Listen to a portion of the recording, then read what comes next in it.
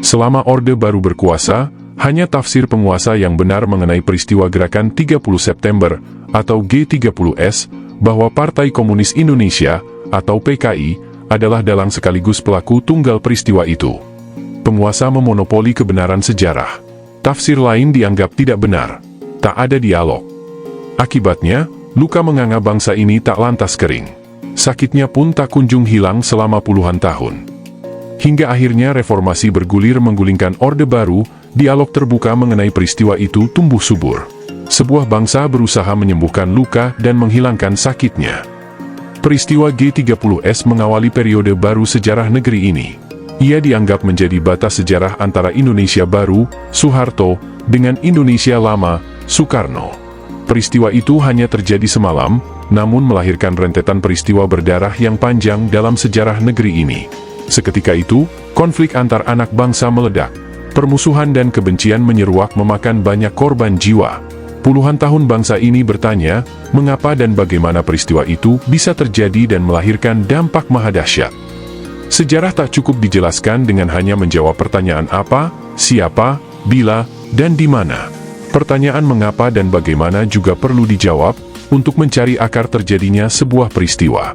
Terutama dalam G30S ini, kata Tok Abdullah, sejarawan Lembaga Ilmu Pengetahuan Indonesia, atau LIPI. G30S tak pelak membawa beberapa daerah di Indonesia ke dalam kekacauan. Pembunuhan terhadap orang-orang yang dianggap terlibat dan terkait dengan PKI berlangsung sejak Oktober 1965 hingga beberapa tahun kemudian. Ini tak lepas dari pernyataan umum yang berkembang saat itu, bahwa dalang dan pelaku tunggal G30S adalah PKI. Selain itu, konflik ini juga dapat dilihat dari konteks politik Indonesia sebelum terjadinya G30S. Tiga kekuatan besar tampil dalam arena politik Indonesia sejak dekrit Presiden tahun 1959. Mereka adalah Soekarno, Angkatan Darat, dan PKI. Soekarno sangat mendambakan adanya persatuan Nasakom, nasionalisme, agama, dan komunis. Sebuah gagasan yang sangat ditentang AD, namun disambut hangat PKI. Ketiganya mempunyai pendukung dan tidak pernah akur, sebagaimana dicita-citakan Soekarno. Setelah G30S meletup, konflik terbuka ketiga pendukung itu tak terelakkan. Meski begitu, Taufik menegaskan bahwa batas konflik itu seringkali kabur. Batas-batas antara konflik sosial dan terorisme negara mencair begitu saja, kata Taufik. Bersamaan dengan konflik lokal yang memanas, Soekarno makin kehilangan kekuasaan. MPRS mencabut kedudukan Soekarno sebagai presiden seumur hidup dan menolak Nawaksara, pidato pertanggungjawaban Soekarno. Proklamator yang pernah dielu-elukan bangsanya itu akhirnya jatuh pada tahun 1968, di tengah kecaman bangsanya karena tak juga membubarkan PKI. Soeharto menggantikannya secara resmi sejak itu, meski dia telah memegang kekuasaan sedari Maret 1966. Malam Jahanam, istilah Taufik untuk G30S itu, telah mengubah peta politik dan situasi Indonesia secara keseluruhan. Soeharto memulai pemerintahannya dengan pembersihan PKI, yang sekaligus mengingkari gagasan Nasakom Soekarno. Dia tak memberi ruang sedikit pun bagi kehadiran PKI. Dia memperkenalkan istilah bersih diri dan bersih lingkungan, sebagai usaha menutup ruang bagi PKI. Ini menambah tradisi dendam yang tidak pernah pudar, sehingga bisa dipahami ketika Soeharto jatuh, muncul usaha pelurusan sejarah dari mereka yang disebut korban, kata Taufik. Kebenaran tunggal sejarah seketika diambil alih, dari pemerintah ke korban. Dan tradisi dendam masih berlanjut di tengah upaya dialog terbuka atas G30S. Berikut ini adalah hasil wawancara dengan Dr. Taufik Abdullah, sejarawan Lembaga Ilmu Pengetahuan Indonesia.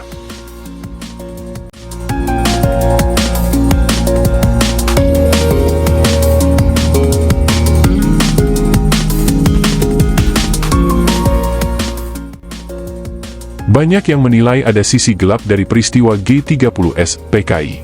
Menurut Anda, apa sisi gelap itu? Wah, saya nggak tahu. Tapi setahu saya bukan sisi gelapnya.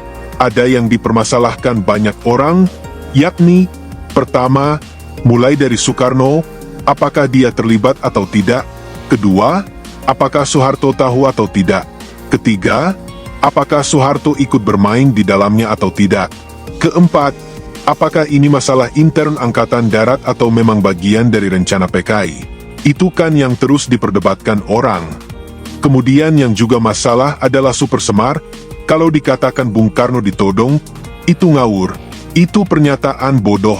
Tapi sisi lemahnya, dokumen aslinya nggak ditemukan, sehingga tak tahu apa isi sesungguhnya. Apakah karena terjadi persaingan antara AD dan PKI hingga terjadi G30S PKI? Ya, itu bisa juga. Itu juga yang diperdebatkan. Tapi jangan lupakan, ini masalah kompleks. Pertama, ada masalah dalam negeri, yaitu ada berapa aspeknya. Aspek pertama, intern murni kita. Setelah Nasakom diperkenalkan, kemudian adanya UU Agraria versi PKI yang sepihak waktu itu, ABRI sudah mempersoalkan perihal keamanan pada PKI karena melakukan aksi itu. Intern kedua, mengenai konfrontasi dengan Malaysia, ABRI tak mendukung, tapi PKI mendorong. Di samping itu, jangan lupa, waktu itu puncak perang dingin antara Blok Barat dan Blok Timur. Dan jangan lupa pula, bukan hanya antara Uni Soviet dan AS saja, tapi juga antara Soviet dan RRC. Pada waktu itu juga terjadi Vietnam. Dalam perang Vietnam itu, Soviet dan Cina cocok menghadapi tentara AS, tapi Soviet dan Cina sendiri tidak cocok. Nah, di kalangan PKI sendiri sudah terpecah. Minoritas cocok dengan Moskow, mayoritas cocok dengan Cina. Masalah lain lagi, Bung Karno karena konfrontasi dengan Malaysia keluar dari PBB, mencari dukungan dari Cina, dan membuat basis Beijing, Hanoi, Pyongyang, Jakarta. Nah, itu menimbulkan inspirasi bagi Cina menuntut supaya ada angkatan kelima, di samping angkatan yang ada, yaitu angkatan darat, angkatan udara, angkatan laut, dan angkatan kepolisian. Bung Karno cenderung setuju terhadap usulan PKI, tapi ditentang habis-habisan oleh AD.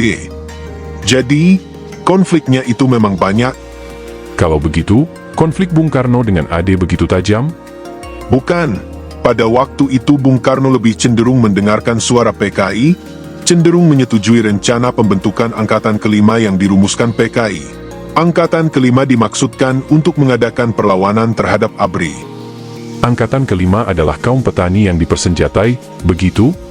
Angkatan kelima itu rakyat. PKI lah yang merumuskan siapa rakyat itu. Angkatan kelima itu jelas dimaksudkan untuk melawan ABRI. Waktu itu senjata mulai didatangkan dari luar negeri. Bagaimana posisi Soeharto dalam peristiwa G30S PKI? Waktu itu dia Pangkostrat dan lolos dari penculikan dan pembunuhan. Nah, ini kan ada beberapa versi. Pertama, Pak Harto tidak dianggap sebagai bagian dari Dewan Jenderal. Yang dikatakan Dewan Jenderal oleh PKI adalah Nasution, Yani, Suparman, Suprapto, dan orang-orang yang terbunuh itu. Mereka adalah orang-orang Mabes ABRI, sedangkan Pak Harto, yang waktu itu Pangkostrat, tidak di Mabes ABRI, tapi di luar Mabes. Kedua, waktu itu terjadi Pak Harto ada di rumah sakit. Ketiga, bagi orang yang curiga terhadap Pak Harto, yang melakukan penculikan dan pembunuhan adalah pasukan dari ex-Kodam Diponegoro. Pak Harto sendiri kan mantan Pangdam Diponegoro. Bekas anak buahnya antara lain Untung dan tentara-tentara yang didatangkan dari Jawa Tengah ke Jakarta. Untung CS itulah yang melakukan penembakan, penculikan, dan pembunuhan terhadap para jenderal. Ini kan soal curiga semua? Bisa dibuktikan? Gak tahu saya nggak menyelidiki, saya cuma catat saja apa yang dikemukakan orang. Sebenarnya, apa tujuan Dewan Jenderal? Begini, menurut saya, isu tentang adanya Dewan Jenderal itu nggak benar, karena ini orang-orang satu markas. Isu Dewan Jenderal yang disuarakan PKI itu nggak benar. Logikanya mereka kan di markas besar ABRI, tentu saja mereka rapat terus, cuma dituduh oleh PKI, bahwa ada sekelompok jenderal yang merencanakan mengkudeta Soekarno. Nah, ini dibantah oleh pihak tentara. Ini kan jenderal-jenderal yang memutuskan siapa yang naik pangkat atau tidak, siapa dapat jabatan apa. Jadi, itu nggak benar tuduhan PKI itu. Mengenai adanya dugaan keterlibatan Bung Karno dalam peristiwa G30S PKI? Saya kan tadi bilang, saya tidak mendalami masalah ini. Cuma mendengarkan apa yang diperdebatkan orang. Kan harus ada pembagian kerja di kalangan sejarawan. Kebetulan, masalah Gestapo bukan hal yang saya dalami. Kecurigaan orang makin besar terhadap Soeharto karena ia teman dekat Untung dan Syam Karnaruzarna. Bagaimana tanggapan Anda? Ya, saya juga tahu dari dulu kalau Untung dan Syam teman Soeharto. Saya sejak tahun 1965 sudah tahu persahabatan di antara mereka. Jadi, wajar kecurigaan orang tentang keterlibatan Soeharto itu besar. Itu yang terus dibicarakan orang. Kan kebenarannya belum ketemu.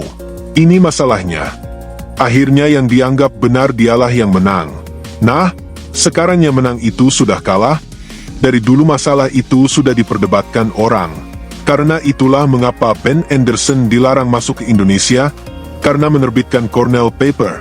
Padahal Cornell Paper itu kan baru berusaha merekonstruksi siapa orang ini, kapan, apa hubungannya dengan si A, si B, dan kapan terjadinya, kemana dia pada waktu kejadian, sampai jam-jamnya diatur. Kalau begitu, siapa yang bertanggung jawab atas terjadinya peristiwa G30S PKL? Nggak tahu saya siapa yang harus bertanggung jawab. Saya nggak menyelidiki, cuma saya catat saja apa yang dikemukakan orang. G30S PKI tidak akan terjadi kalau Bung Karno tidak mempunyai sistem demokrasi terpimpin yang otoriter. Jangan kira Bung Karno tidak otoriter. Indonesia mempunyai pemerintahan otoriter sejak Juli 1959 sampai Mei 1998. Demokrasi terpimpin itu berlangsung hingga Orde Baru. Bedanya, yang satu lebih efisien dari yang lain, yang satu ingin berdamai dengan dunia, yang satu lagi ingin konfrontasi dengan dunia. Otoriter Soekarno dan Soeharto sama saja, yang satu merasakan revolusi dan kepribadian nasional, itu Soekarno. Yang satu lagi, Soeharto, mengatakan pembangunan dan jati diri bangsa. Sifatnya sama-sama otoriter. Sesudah suksesi kepemimpinan dari Soeharto ke Habibie, apakah terlihat pemerintahan Habibie memberikan peluang untuk penelitian dan analisis yang lebih kritis di luar versi Orde Baru mengenai peristiwa itu? Oh, ya, banyak suara yang dulu dipendam sekarang mulai keluar lagi. Bahkan kemarin saya baca di koran, peranan Pak Harto dalam penyerbuan serangan umum 1 Maret 1948 di Yogyakarta dipersoalkan berbagai kalangan. Diberitakan, seorang mantan perwira mengatakan Pak Harto tak punya peranan apa-apa dalam serangan umum itu. Soeharto cuma sembunyi di kapal. Padahal yang punya inisiatif dan memimpin serangan umum itu Sri Sultan Hamengkubuwono ke-9. Jadi, rekonstruksi sejarah yang dominan di zaman Orde Baru sekarang sudah mulai dibongkar lagi. Nah, untuk rekonstruksi sejarah itu dilakukan secara bertahap yang meliputi unsur apa, siapa, bila, dan di mana. Keempat unsur elementer dalam sejarah itu sekarang sudah dibongkar orang. Sudah mulai dibuka orang. Jadi, yang selama ini dianggap sejarah yang sudah mulai diterima orang sebagaimana adanya, sekarang sudah tidak lagi. Sekarang rada mencair. Walaupun sebenarnya di kalangan sejarawan, belum ada masalah Gestapo yang dianggap benar apa adanya. Apa sebaiknya dilakukan penelitian dari pemerintah dan masyarakat pada peristiwa tersebut? Ya, terus saja lakukan penelitian kalau mau. Begini, harus dibedakan masalahnya. Kalau soal politik itu sudah ketinggalan zaman, taruhlah Soeharto salah, mau diapakan lagi, karena sudah tumbang. Nah, kalau soal hukum nggak tahu saya, apakah ternyata Soeharto terbukti melakukan kudeta, terus mau diapakan, mau dihukum, tapi bedakan, yang pertama kebenaran sejarah itu perlu kita cari, bahkan tentang kerajaan Majapahit masih dicari orang kebenarannya. Begitu pula tentang kerajaan Sriwijaya, sudah di abad ke-7 itu orang masih melakukan penelitian. Jadi, dalam ilmu sejarah itu biasa, sedikit sekali sejarah yang diterima begitu saja, harus selalu ditanya, nah, kalau nggak pasti, katakan, mungkin begini jadinya. Nah, itu jadi nggak perlu dibesar-besarkan. Cuma dulu barangkali masalahnya sejarah itu sering tertutup oleh legitimasi politik, ada kepentingan politik di belakangnya. Lihat ada pusat sejarah ABRI, ada Sekneg yang mengeluarkan buku putih. Semua itu ada kepentingan politik di belakangnya.